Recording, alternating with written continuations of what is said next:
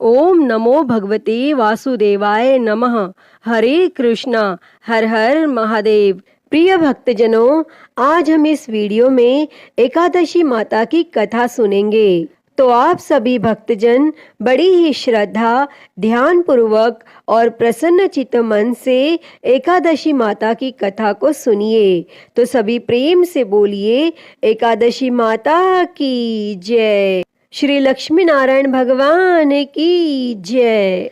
एक बार एक राज्य में एक राजा रहता था। राजा बहुत ही बुद्धिमान और बलशाली था। राजा सदा ही अपनी प्रजा का बहुत अच्छे से ध्यान रखता था। प्रजा भी राजा को बहुत पसंद करती थी। राजा की 2 बेटियां थी। राजा अपनी दोनों बेटियों से बहुत प्रेम करता था। राजा की छोटी बेटी देखने में बहुत सुंदर और आकर्षित थी, और वहीं पर राजा की बड़ी बेटी छोटी बेटी के मुकाबले थोड़ी कम सुंदर थी। राजा की छोटी बेटी माता की पूजा किया करती थी, और सभी लोग राजा की छोटी बेटी से बहुत प्रेम करते थे और बहुत प्रशंसा किया करते थे।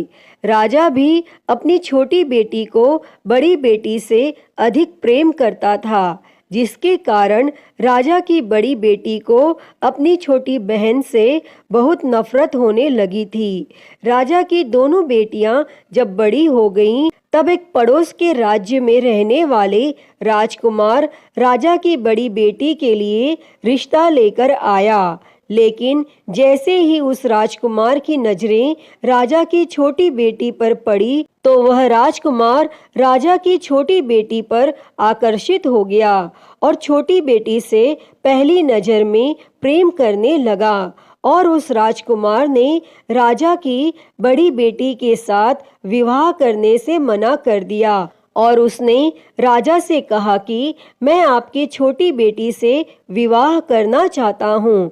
और यह सब देखकर राजा की बड़ी बेटी अपनी छोटी बहन से बहुत क्रोधित हो गई, और राजा की बड़ी बेटी ने अपनी छोटी बहन को अपना सबसे बड़ा दुश्मन मान लिया। तब राजा की बड़ी बेटी ने अपनी छोटी बहन से बदला लेने का निर्णय किया, और राजा की बड़ी बेटी ने अपनी छोटी बहन को जान से मारने का उपाय सोचा। और उसने अपनी छोटी बहन को मारने के लिए सबसे पहले एक लड्डू में जहर मिलाकर अपनी छोटी बहन को दिया और उसको लड्डू खाने के लिए कहा। लेकिन लड्डू खाने के बाद भी छोटी बहन को कुछ भी नहीं हुआ।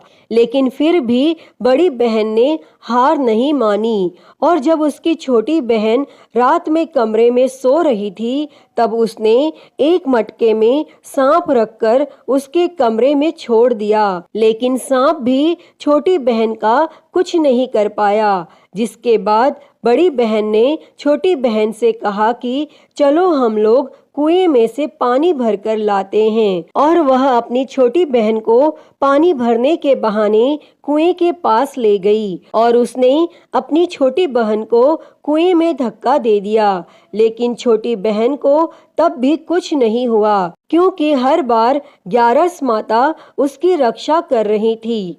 और उधर बड़ी बहन अपने सारे प्रयास के बाद भी असफल हो रही थी, जिससे वो बहुत क्रोधित हो गई। और फिर उसने अपनी छोटी बहन के पास जाकर उससे प्रश्न किया कि मेरी छोटी बहन, क्या तुमको पता है कि भगवान ने सबकी मृत्यु एक निश्चित समय पर लिखी हुई है, और कैसे तुम्हारी या मेरी मृत्यु होगी, क्या यह तुम जानती हो? तब छोटी बहन ने अपनी बड़ी बहन को बताया कि हाँ दीदी, मैं जानती हूँ मेरी मृत्यु कैसे होगी। और छोटी बहन से यह सब बातें सुनकर बड़ी बहन मन ही मन बहुत प्रसन्न होने लगी, और उसने अपनी छोटी बहन से कहा कि तो तुम मुझे अपनी मृत्यु का राज बताओ।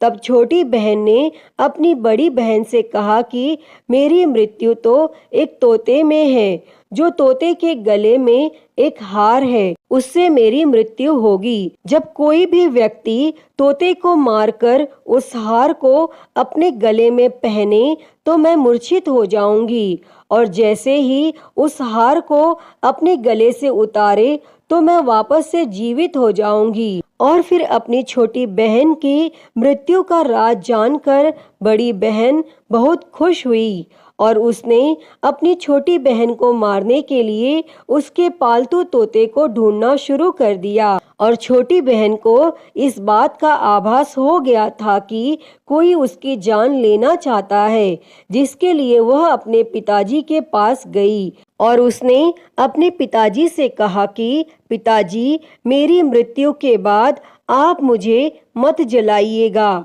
आप मुझे अपनी पुरानी वाली हवेली में एक पलंग में लेटाकर छोड़ दीजिएगा। तब अपनी छोटी लड़की की यह बातें सुनकर राजा बहुत आश्चर्यचकित हो गया और राजा ने अपनी छोटी बेटी से पूछा कि बेटी, तुम यह क्या कह रही हो? तब राजा की छोटी बेटी ने बताया कि पिताजी, समय किसी के लिए नहीं रुकता, क्या कब किसको हो जाए इसका किसी को कुछ नहीं पता। फिर राजा ने अपनी छोटी बेटी से कहा कि तुम ऐसी बातें क्यों करती हो? 2-3 दिन के बाद तो तुम्हारा विवाह है। लेकिन छोटी बेटी ने अपने पिताजी को ऐसा करने पर मजबूर कर दिया और उनसे वचन ले लिया और राजा ने भी अपनी छोटी बेटी की बात स्वीकार कर ली। और 2-3 दिनों के बाद जब शादी का समय आया तब राजकुमार बारात लेकर राजा के घर आया और राजकुमार और राजा की छोटी बेटी का विवाह शुरू हो गया। और जैसे ही राजा की छोटी बेटी राजकुमार के साथ फेरे लेने लगी तो उसकी बड़ी बहन अपनी छोटी बहन के कमरे में जाकर उसके तोते को पकड़ लेती है और उसको जान से मार देती है और तोते के गले में जो हार था उसको अपने गले में धारण कर लेती है। और जैसे ही बड़ी बहन उस हार को अपने गले में धारण करती है तो उधर छोटी बहन 3.5 ही फेरे ले पाती है और वहीं पर बेहोश होकर गिर जाती है। जिसके बाद राजा ने बड़े बड़े हकीमों को बुलाया और अपनी छोटी बेटी का इलाज करने के लिए कहा। और राजा की बात सुनकर जब वैद्य ने छोटी बेटी को देखा तो राजा को बताया कि आपकी छोटी बेटी ना तो जीवित है और ना मरी हुई, ऐसा मैं पहली बार देख रहा हूँ। तब राजा ने वैद्य और हकीम को यह बात बाहर बताने से मना कर दिया और उनको कहा कि अगर तुमने यह बात किसी को बाहर बताई तो हम तुमको फांसी दे देंगे। और राजा ने अपनी छोटी बेटी को पुराने महल में जाकर एक पलंग में लेटा दिया और वहां पर कुछ सैनिकों को तैनात कर दिया। इसके बाद राजा वापस अपने महल पर आ गया और राजा की बड़ी बेटी अपने पिताजी के पास आई और कहने लगी कि पिताजी, अगर यह शादी संपन्न नहीं हुई तो आपकी इज्जत का क्या होगा? आप कहें तो मैं आपकी इज्जत बचाने के लिए राजकुमार से शादी करने के लिए तैयार हूँ। जिसके बाद राजा ने अपनी बड़ी बेटी की बात मान ली और राजा ने बड़ी बेटी को छोटी बेटी के कपड़े पहनाकर मंडप में भेज दिया। लेकिन राजकुमार यह जान गया कि यह राजा की छोटी बेटी नहीं है बल्कि यह राजा की बड़ी बेटी है। लेकिन जब राजकुमार ने शादी करने से मना किया तो सभी लोगों ने राजकुमार को बेवश करके राजा की बड़ी बेटी से बचे हुए फेरों को संपन्न करा दिया और विवाह संपन्न हुआ। जिसके बाद राजकुमार राजा की बड़ी बेटी को अपने महल में ले गया और विवाह होने के बाद राजकुमार उससे ना तो बात करता था, न उसे पसंद करता था और ना ही उसके आसपास भटकता था। और राजकुमार ने यह फैसला लिया था कि वह अपनी प्रेमिका को ढूंढ कर रहेगा और यह जान कर रहेगा कि उसके साथ क्या हुआ है। एक दिन राजकुमार अपने घोड़े पर सवार होकर राजा के पुराने महल के पास पहुंचा, जहां पर उसने कुछ सैनिकों को देखा। महल के पास पहुंचकर राजकुमार ने जब महल को ध्यान से देखा तो वह समझ गया कि यह तो हमारे ससुर जी का ही महल है। तब राजकुमार ने सैनिकों से पूछा कि तुम लोग यहाँ क्या कर रहे हो और इस महल के अंदर उस पलंग में कौन लेटा है। जिसके बाद सैनिकों ने बताया कि यहाँ पर राजा की छोटी बेटी लेटी है। और यह सुनकर राजकुमार बहुत प्रसन्न हो गया और वह तुरंत अपनी प्रेमिका के पास पहुंच गया और उसकी सेवा करने लगा। जैसे ही रात हुई तो राजा की छोटी बेटी उठकर खड़ी हो गई और राजकुमार यह देखकर बहुत खुश हो गया और उसने अपनी प्रेमिका से पूछा कि तुम यहाँ क्या कर रही हो, तुम मेरे साथ मेरे घर चलो। तब राजा की छोटी बेटी ने राजकुमार को सारी बातें बता दी कि मेरी जान एक तोते में बसती थी और मैंने यह बात सिर्फ अपनी बड़ी बहन को बताई थी और मुझे पता है कि उसने ही मुझे मारने का प्रयास किया है। उसके पास एक हार है जिसको वह सुबह पहन लेती है और रात को उतार देती है। जब तक वह हार को पहन कर रखती है तब तक मैं मूर्छित रहती हूँ और जैसे ही वो हार को उतार देती है तो मैं जीवित हो जाती हूँ और जब तक मेरी बड़ी बहन के पास वो हार रहेगा तब तक मैं ऐसे ही जीवित और मूर्छित होती रहूंगी। अगर मेरी बड़ी बहन के पास जो हार है वो मेरे हाथ लग जाए तो मैं हमेशा के लिए जीवित हो जाऊंगी। तब राजकुमार यह सब बातें सुनकर राजा की छोटी बेटी के पास रहने का निर्णय ले लेता है और उसने अपने बचे हुए सारे फेरे उस पलंग में लेटी हुई राजा की छोटी बेटी के साथ ले लिए और अपना विवाह पूर्ण कर लिया और वहीं पर वह रहने लगा। और देखते ही देखते कुछ समय में राजा की छोटी बेटी और राजकुमार की पत्नी गर्भवती हो गई और एक दिन राजकुमार को किसी काम से बाहर जाना पड़ा। तब छोटी बहन के पेट में बहुत तेज से दर्द होने लगा, जिसके बाद उसने माता का आह्वान किया। जिसके बाद वहां माता प्रकट हुई और उन्होंने अपने भक्त के दर्द को दूर किया और एक पुत्र की प्राप्ति करवाई। तब वहीं पर अचानक से राजकुमार भी आ गया।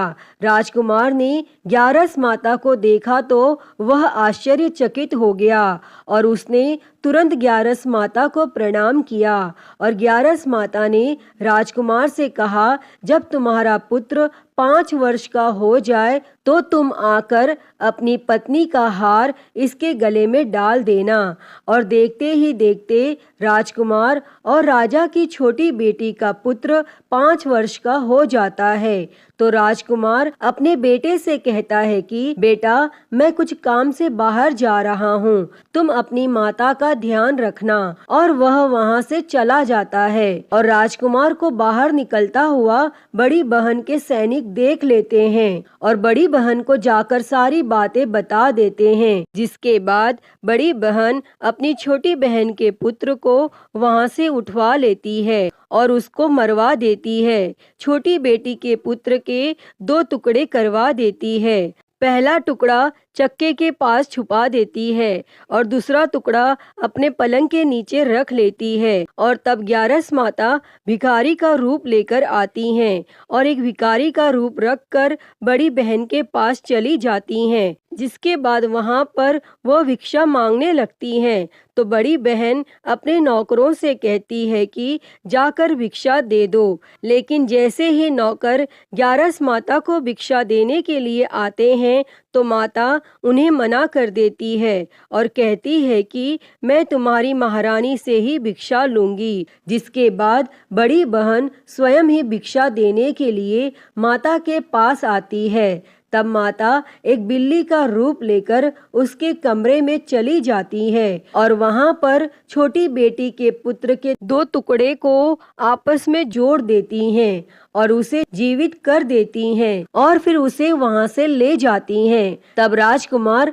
अपने बेटे को लेकर अपनी पत्नी के पास जाता है और उसे कहता है कि तुम इसका ध्यान रखना, अगर तुम इस बच्चे का अच्छे से ध्यान रखोगी तो मैं तुमसे बात करूंगा। और एक दिन राजकुमार अपने बेटे से कहता है कि तुम अपनी माता से उनके गले का हार मांग लो। तो अपने पिता की बात मानकर राजकुमार का बेटा अपनी माता जी के पास जाता है और कहता है कि माता, मुझे तुम्हारा हार चाहिए। और यह सुनकर पहले तो बड़ी बहन बहुत क्रोधित होती है, पर उसको यह याद आता है कि राजकुमार ने कहा था कि अगर मैं इस बच्चे का ध्यान अच्छे से रखूंगी तो वह मुझसे बात करेंगे, जिसके कारण वह हार उस बच्चे को दे देती है और वह तुरंत हार को ले जाकर अपने पिताजी को दे देता है।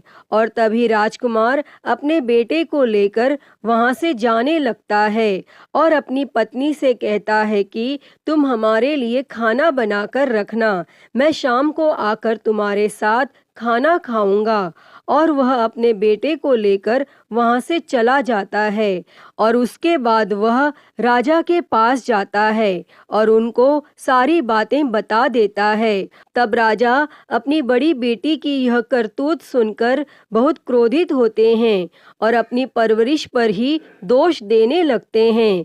राजकुमार को अपनी छोटी बेटी के साथ रहने के लिए आदेश दे देते हैं और इस प्रकार ग्यारस माता की कृपा से राजकुमार और राजा की छोटी बेटी सुखपूर्वक रहने लगते हैं। अतः हे ग्यारस माता, इस कथा को कहते, सुनते और हुंकारा भरते सब पर अपनी कृपा करना, सभी के जीवन से दुखों को दूर कर सभी के जीवन में सुख और समृद्धि देना। तो सभी प्रेम से बोलिए एकादशी माता की जय, श्री लक्ष्मी नारायण भगवान की जय, श्री उमापति महादेव की जय। प्रिय भक्तजनों, तो मैं उम्मीद करती हूँ कि आपको आज की यह कथा पसंद आई होगी और अगर वीडियो अच्छी लगी हो तो इसे लाइक करें, ज़्यादा से ज़्यादा शेयर करें और कमेंट बॉक्स में ग्यारस माता की जय लिखना ना भूलें और हरिहर भक्ति चैनल को सब्सक्राइब कर नोटिफिकेशन बेल को ज़रूर ऑन कर लें। हर हर महादेव। धन्यवाद।